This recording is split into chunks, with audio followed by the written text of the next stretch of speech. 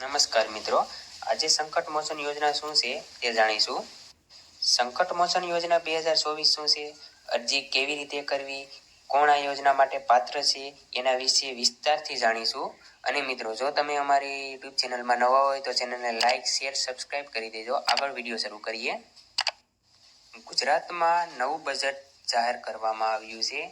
તે અનુસાર આ નવા બજેટમાં ગુજરાત સરકારે ગરીબ અને મધ્યમ વર્ગના નાગરિકો જે બીપીએલ કાર્ડ ધારક છે એવા બધા બીપીએલ કાર્ડ ધારક માટે સરકારી સંકટ મોચન યોજના 2024નો લાભ મળશે.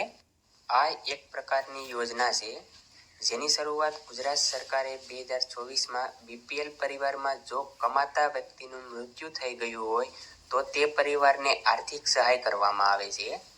આ યોજના માટે લાભાર્થી ઓનલાઈન અરજી નહીં કરી શકશે. તમારે તમારા નજીકના ગ્રામ પંચાયતમાંથી આ યોજનાનું અરજીપત્ર પ્રાપ્ત કરવું પડશે.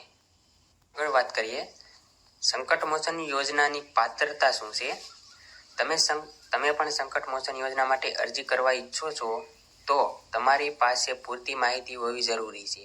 આ યોજના માટે અરજદાર પાસે શું પાત્રતા હોવી જોઈએ જેની માહિતી નીચે આપેલ છે, જાણીએ. અરજદાર ગુજરાતનો નિવાસી હોવો જોઈએ. અરજદાર બીપીએલ કાર્ડ ધારક હોવો જોઈએ. અરજદારની ઉંમર 18 થી 60 વર્ષ હોવી જોઈએ. બીપીએલ પરિવારમાં જે મૃતકની મૃત્યુ થયું હોય તે અકસ્માત અથવા કુદરતી મૃત્યુ હશે તો જ આ યોજનાનો લાભ મળશે. આગળ વાત કરીએ, સંકટ મોચન યોજના 2024માં ડોક્યુમેન્ટ ક્યાં ક્યાં જોઈએ. જો એના માટે ડોક્યુમેન્ટ છે આધાર કાર્ડ, બીપીએલ પરિવારમાં મૃત્યુ થયું હોય તેનું પ્રમાણપત્ર, જાતિ પ્રમાણપત્ર, રેશન કાર્ડ, બેંક એકાઉન્ટ અને એના લાભો ક્યાં છે. આ યોજનાનું સંપૂર્ણ સંચાલન ગુજરાત સરકાર કરશે. આ સંકટ મોચન યોજનાથી જે સહાયતા મળશે તે લાભાર્થીના બેંક ખાતામાં ડીબીટી માધ્યમથી મળશે. આ યોજનાનો લાભ બીપીએલ કાર્ડ ધારકોને મળશે. આગળ વાત કરીએ, સંકટ મોચન યોજના 2024 માટે અરજી કેવી રીતે કરવી તે જાણીએ.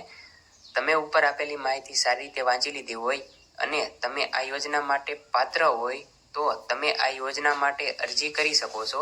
અરજી કરવા માટે તમારે જિલ્લા કચેરી અથવા ગ્રામ પંચાયતમાંથી સંકટ મોચન યોજનાનું ફોર્મ મેળવવું. ત્યારબાદ ફોર્મ માંગેલ માહિતી સારી રીતે ભરી ત્યારબાદ અરજીપત્ર કચેરીમાં જમા કરી દો. આ રીતે તમે આ સંકટ મોચન યોજના અરજી કરી શકો છો.